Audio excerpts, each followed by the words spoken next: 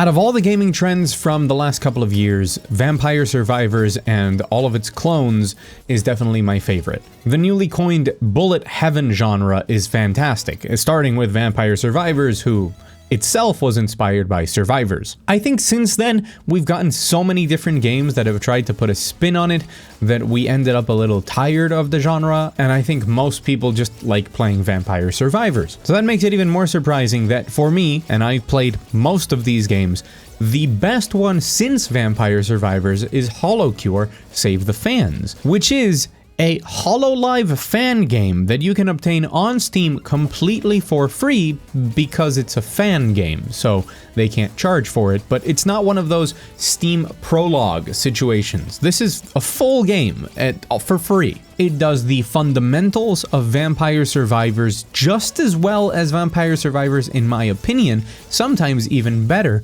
and then adds a ton of twists into it that are amazing. But before we get nerdy about more of the specifics, the most important question to answer here is this fan game something that's trying to convert you into liking Hololive and VTubers? Well, no, because the only real understanding I have of what's happening is that I assume that a lot of the stuff here are in-jokes and references to things related to these VTubers, but I don't know any of them, and the game makes no effort to try and convert you into a fan. I had to Google what Hololive is. It's like an umbrella corporation under which a ton of Japanese VTubers work, and for this video I had to dig into what VTubers are, and I'm still not sure. Like, I get the basics, but can I be a VTuber just like me being myself, or do I need to play a character? Do I need to be a human VTuber, or could I be an anthropomorphic submarine called subscribe? Please subscribe. In any case, as you can see, the game makes no attempt to educate you on any of these things. It's just a fun game. So if you've played Vampire Survivors or any other bullet heaven type game,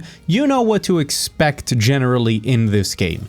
It starts off quite slow and starts introducing mechanics right after that very continuously for many hours, because it can get quite complex on how many different spins it puts on the genre. However, the most important one for me is its emphasis on how each character is very unique.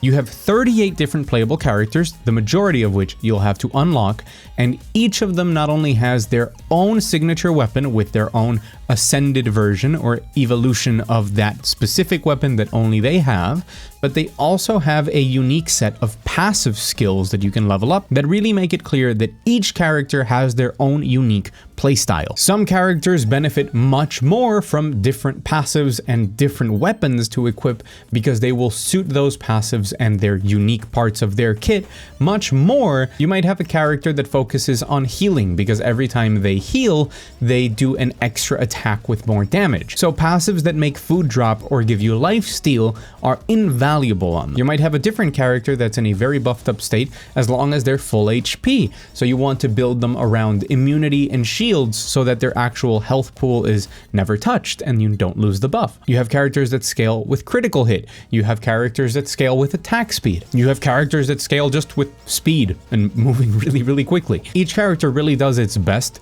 to feel unique in how they play and how you would want to build them. They also each have their own signature move, a special ability that you might think originally is just going to be a full screen clear, but sometimes there are other wacky things like creating an aura of invulnerability or becoming a ban sign or transforming into a different character. There's a character that their signature move is to transition between two different characters with different movesets. Just going through the game, grinding up some of the money necessary to go unlocking different characters, and then playing through the game with all of those different characters is enough entertainment, and I really do mean it's quality entertainment, because if a game is free, that means we should judge it exclusively on its quality. Is it worth your time then? And I think it really is. If you're a fan of the genre who got burnt out on clones, or if you're completely new to this, it's 100% worth your time, just for the 38 characters and seeing all the things that they do that are so unique to them. On top of that, the game does have more twists.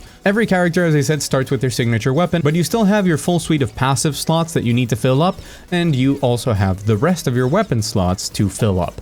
In others of these games, you have things like evolutions once a weapon reaches the maximum level, and in Vampire Survivors, it was dependent on having the appropriate passive. Here, to evolve a weapon, you need 2 weapons that can be combined at maximum level, and then they will combine and leave another slot open, meaning that the level of power that you can obtain at the end of the run is a little bit bigger by always freeing up a slot every time you do this. That is because the general pacing of Holocure is excellent. Runs are only 20 minutes right from the start, but I would say that around minute 5 or 6 you'll already have the evolution of your character's weapon. The pacing here is much more condensed. It's like what Vampire Survivors would be, but with a little bit more of the tail end game smushed into 20 minutes. You get bosses every 2 minutes and they drop the typical chests that can give you 1 item or 3 items.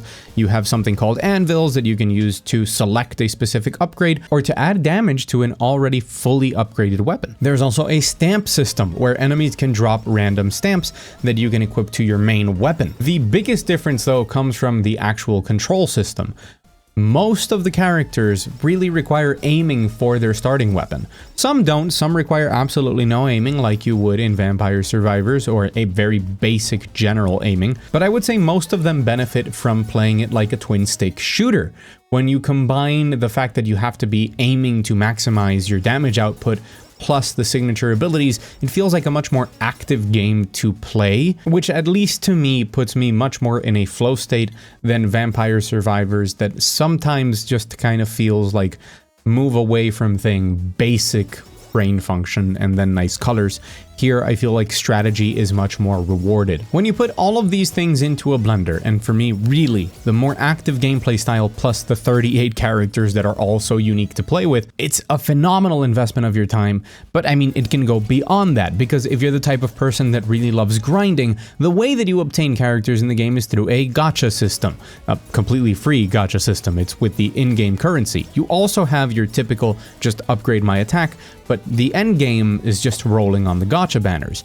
The first time you get a character on the banner, you unlock it, and there's like 7 banners, so it's really easy to target a specific character if you want them. It really is not an issue unlocking characters. But then every time you roll again and get a duplicate, that character levels up their stats forever, and that will keep happening on duplicates for a while. You also have a chance of unlocking alternate outfits, which is just fun. That's nice. So if you wanted to max out the entire cast, you're gonna have to grind a lot of money to roll on the banners. You can go into endless mode and compete for high scores. I managed to get 632 in one of them, and for me, I was proud. I know it's not impressive, but like, I care. On top of that, there's even a farm sim in the game where you can plant food and fish, and then you can cook that food to prepare buffs that you can eat before going into your next run. It's insane how much love, attention, detail, and careful thought was put into the systems in the game, and especially noticeable in all of those 38 characters for a game that is completely free. The game was made by somebody called KU, who previously has worked on River City Girls and on animation for anime. He started developing the game sometime after Vampire Survivors and then released the game for free on itch.io. And then once he got that permission from the company to release the game on Steam, he released it this year for free. And you can tell that this is done by somebody with quite a lot of experience in the field of animation, just because of how good it looks, and the soundtrack, which I assume has something to do with Hololive or whatever, is just a bouncy, enjoyable jaunt for quite a while until you inevitably either turn it off, substitute it for your own music. When it comes to my podcast or just having YouTube videos in the background type of game, Holocure is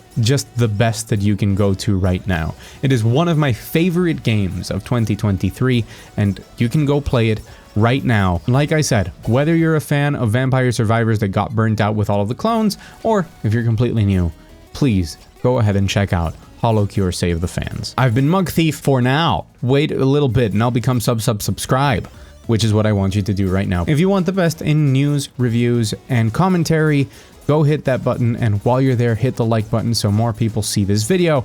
Let me know in the comments if you are a Bullet Heaven fan, and if you have played Holocure or not. Thank you so much for watching, and I will see you on the internet.